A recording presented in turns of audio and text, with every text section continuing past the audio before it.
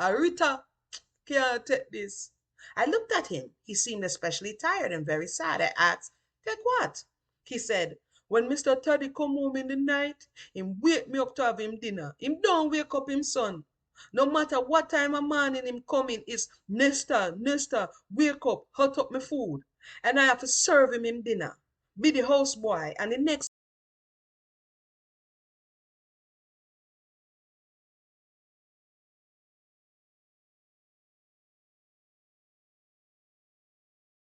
So the last time we tapped in, Nesta was growing big.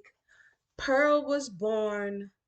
Listen, Miss Cedella Buka is trying to get out of Jamaica because the living arrangement with Toddy is not the best. It's a very toxic and violent relationship, according to her account. So let's pick up where she left off. I arrived in America in 1962. This becomes important because I don't know why I recently picked up this Don Taylor book, but already I am seeing some inconsistencies, right? To a land of wealth and plenty where all was prosperous and flourishing. Hindsight or perspective, right? My Jamaican eyes were dazzling by the sights of its richness. I stayed with my sister Ivy and her husband, a church going gentleman everyone knew as Bishop Brown, and the marvels I saw daily were wonders to behold. Remember where she's coming from. She left from country, then she came to Kingston, and so she hasn't found her place yet, right? For whatever she's looking for. So to her, it's a beautiful place. To someone else, it could be a dirty concrete jungle. It really all depends. On Saturday, for example, my sister and her husband went to the market and returned home with baskets of eggs. Just like that, baskets and baskets of eggs. They'd bought wholesale. Everything was cheap, plentiful, and readily available, even eggs that was so scarce and dear in Jamaica. And it might be possibly because of the market, but you're coming from country. Your father had a farm. Maybe he wasn't into animal husbandry, but as she's saying, comparing to where she was coming from, she was excited about the eggs. Everyone in the street was well dressed and sporty and seemed rich and pleasant. Mm-mm-mm. Even though I found their speech hard to understand.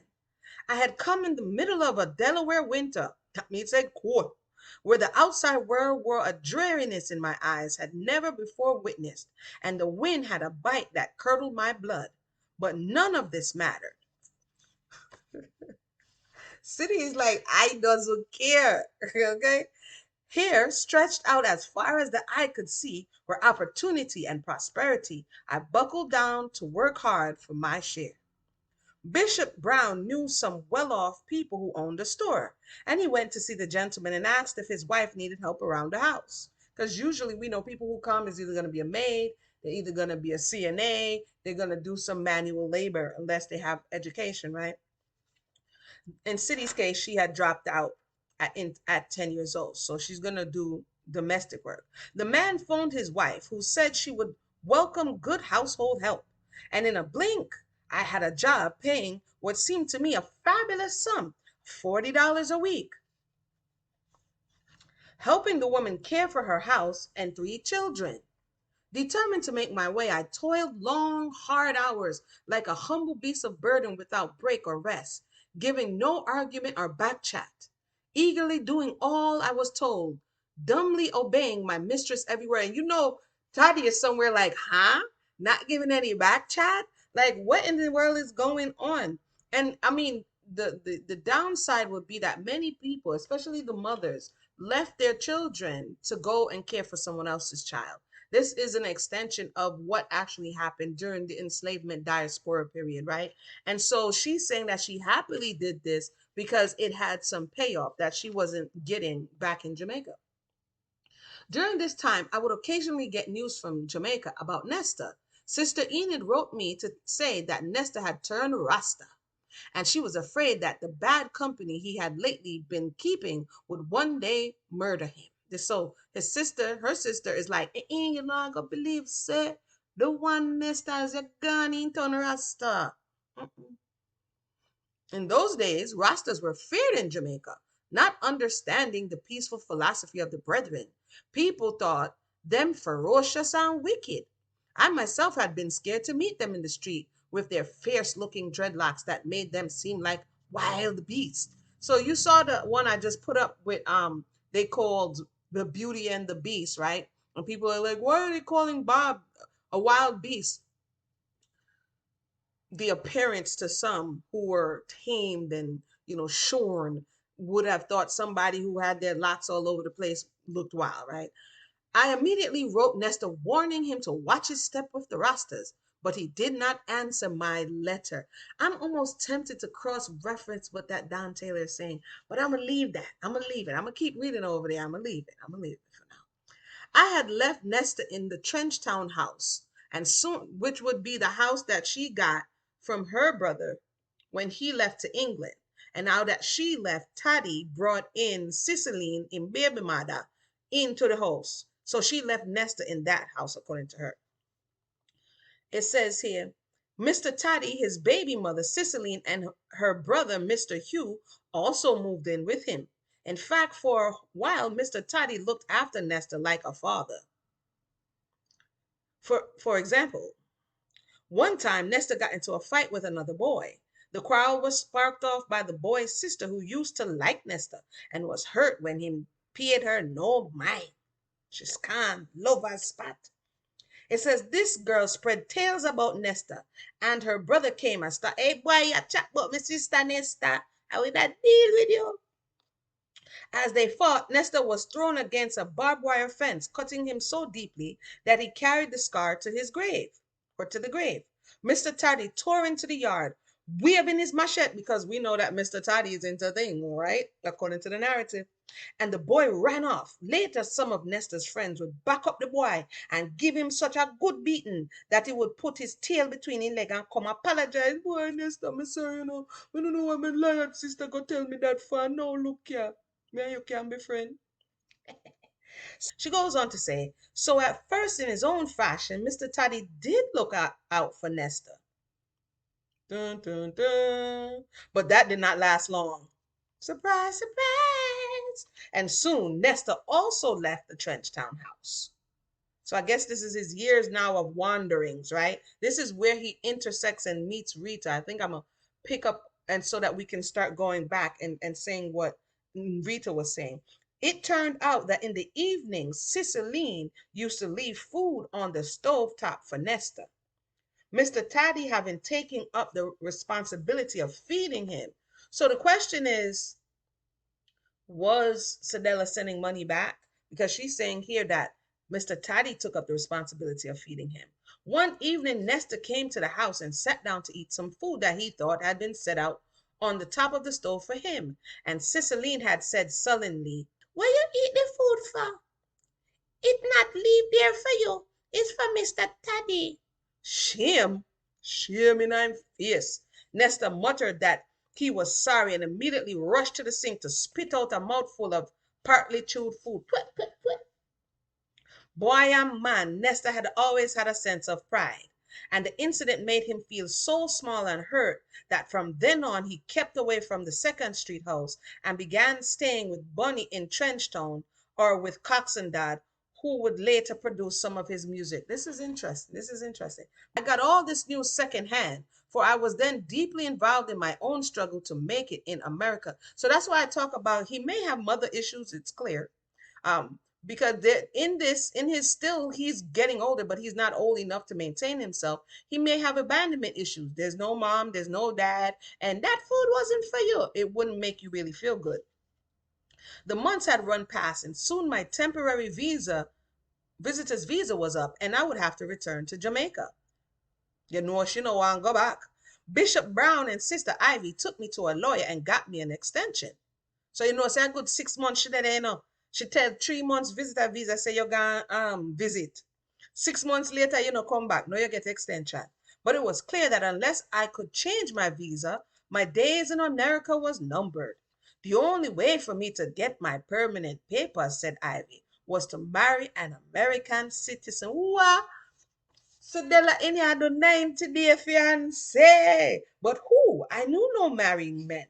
Who could I get married to marry me? Cedella has, again, she's just continuing to roll with these punches. I mean, no pun intended, but she's rolling with it from Norval to Taddy to now she's in America having to marry for papers, right? One evening, although she just told Bob, or later on she tells Bob that he should marry for love and not for pregnancy, but now she's marrying for papers. One evening we sat around in the living room thinking. Bishop Brown said he knew a decent, intelligent, church-going man named Mr. Booker who was divorced and suggested that maybe I could marry him. Bishop Brown said he had worked with Mr. Booker in flea markets and had always found him an upright and pleasant man. You're sitting now. What's his phone number? I asked easily. Give me him number. Where you wait for? Sorry. Sorry. Not only is she away from Bob, she's also away from her young daughter, not even 1 year old yet. Now she is because her mother been gone. So there's a lot of trauma once again. That again is going down the family line. Again, City has trauma because her mother passed early. Bob has mom and dad trauma, and now so does the next daughter that they have. She's away from the father and away from the mother. It says here. Bishop said he didn't know, but he knew the number of Mr. Booker's mother, and at my urging, he immediately called. Urging, call him, no call him, me want to chat to Mr. Booker. Only to find out that Mr. Booker had just left her house and was on his way home. Give him 10 minutes and you can call him at home, the mother suggested.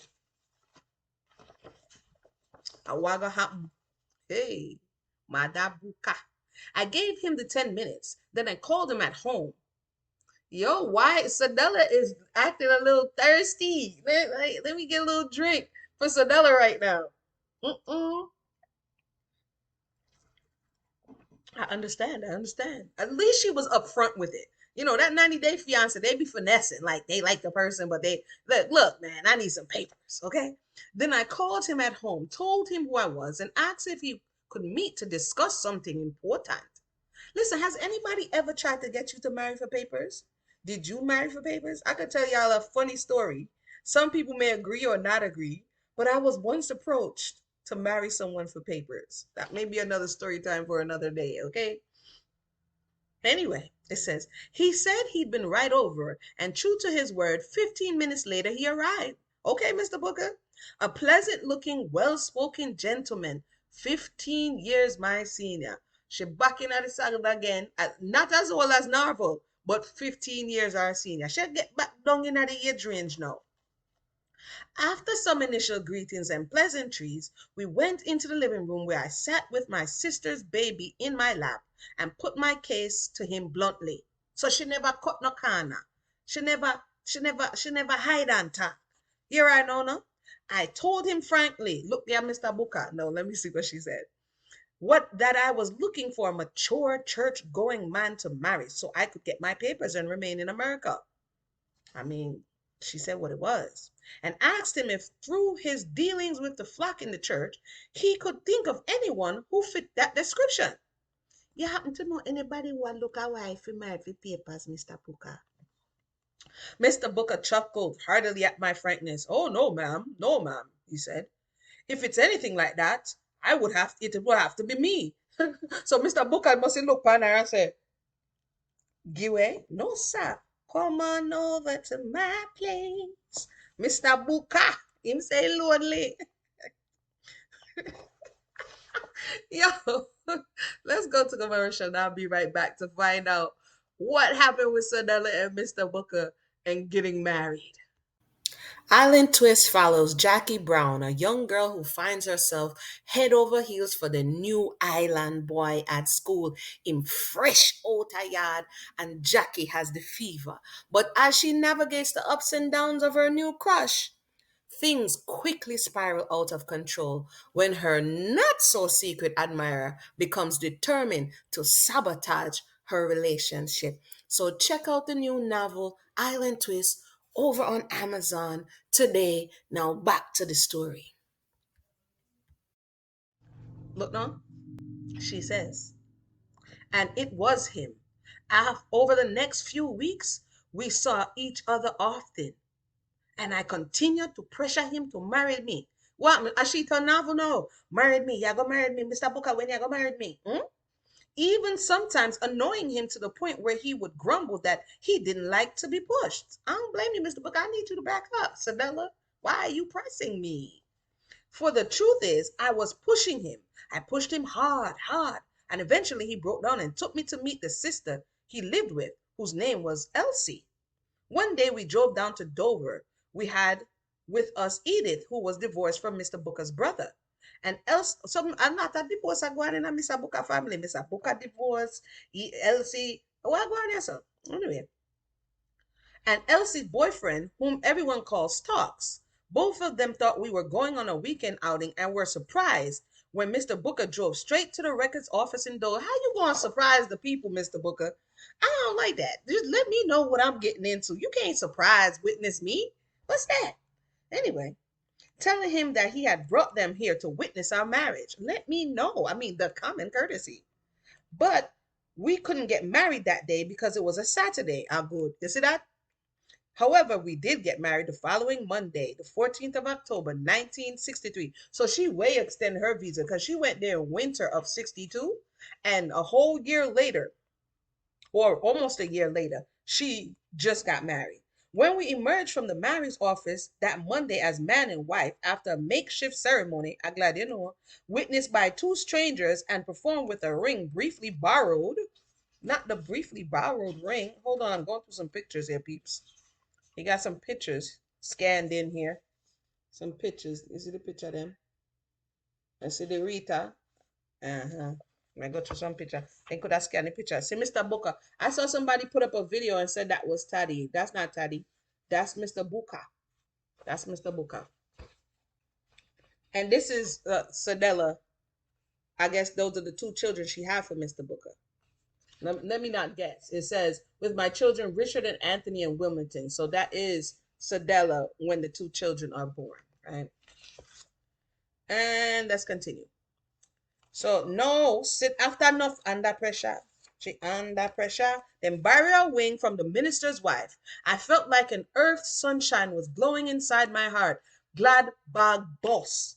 Cedella get papers with stay foreigner glad bag boss. Okay. I had married an American citizen. Oh. I could now get my papers, but it turned out too that I now had at my side the most wonderful man to ever walk the race of Jah's earthly kingdom. And for our 13 years together as man and wife, we shared a contented, joyous domestic life during which I bore him two sons, Richard and Anthony. So finally, Cedella got her Boaz. Cedella got her Boaz. Finally, after she pick and pick, after she get groomed by Norval, after she get dealt with by Taddy, after she in a cat fight with the mate them, she finally get her Boaz. Mr. Booker was a man of quiet patience and peace, and during our years together, if ever a mouth was here gnashing within our household, it would have always been mine, never his. So she finally got a peaceful, a peaceful, I've known some of them. I've known some contentious elders, and I've known the peaceful one. And so she got a peaceful man, and she finally found some level of peace. During such quietful moments, he would quietly disappear. Mr. Booker, man, I have no time for this. Make sure go and talk. Me soon come back. Out the back door and retreat to his mother's house. Hours later, he would phone and ask, has your heart calmed down yet? Yo, that's the new lingo. Somebody are going and attack and carry on with you. You just lean in and say, has your heart calmed down yet? And if it had come down, he would meekly return home, always showing a mild and pleasant disposition. But not everyone was happy with our marriage. Dang. Edith, his former sister-in-law, had apparently secretly loved Mr. Book. Wait a minute. Wait, how Edith gonna love Mr. Booker? Wait a minute. Hold on. Let me go back and see who Edith was. One day we drove to Dover.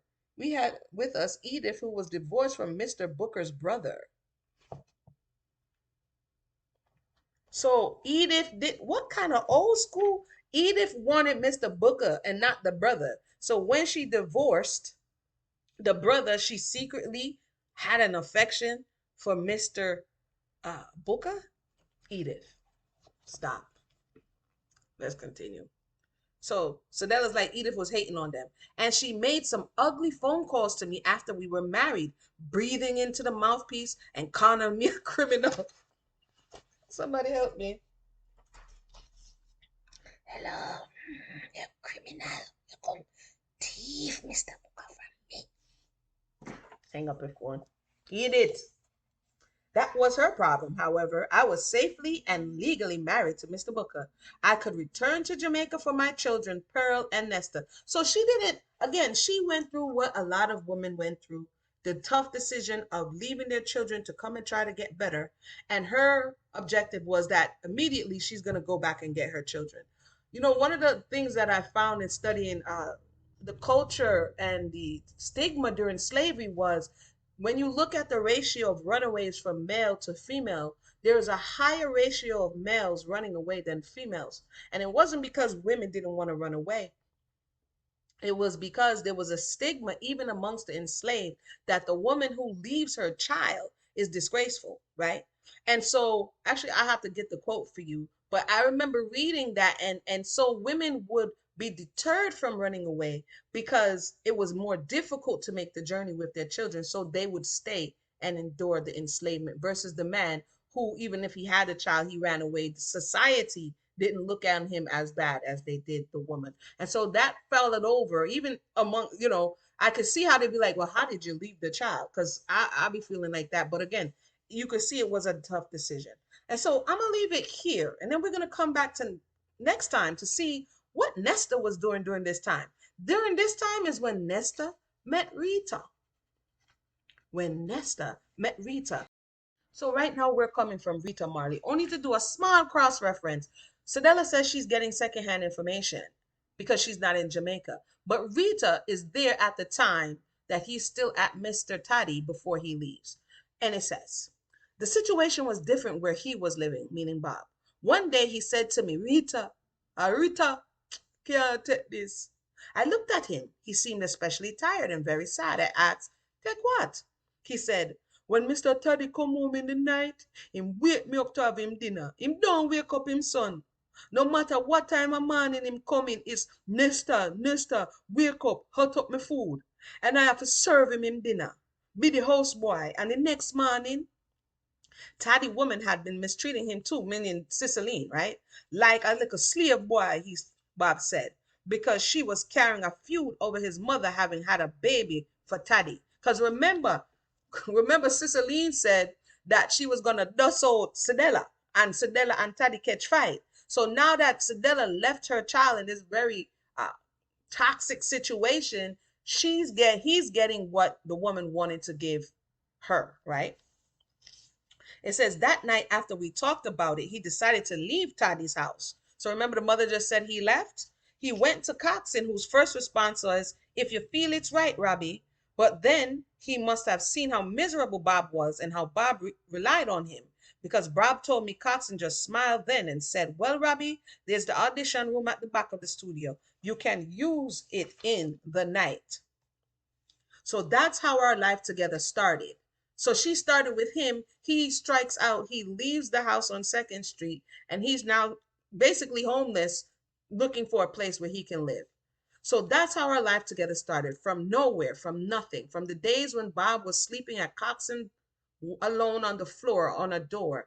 When I thought of him, it was still as nice boy. And Coxon probably saw how much Bob was hanging on to me too. Because again, mom gone, no father, no grandfather, he doesn't have anybody that he can really lean on. And probably saw how much Bob was hanging on to me, saying, nice girl as well. But I think Bob was ahead of me and Coxon both. I think he was thinking way ahead. He wasn't just thinking for a girlfriend, he was thinking for a woman. Kuya, for a wife. What a woman should be. Watcha? Maybe like his mother who left him only because she wanted more for him. And so I wanted to read that because it gives a little more insight on what was happening at the time. And then it leads into the Duppy Post situation, but we already went over that. And so, yeah, I'm going to end it here and we'll see you next time. Let me know already, you don't know, in the comment section below your thoughts. you next time.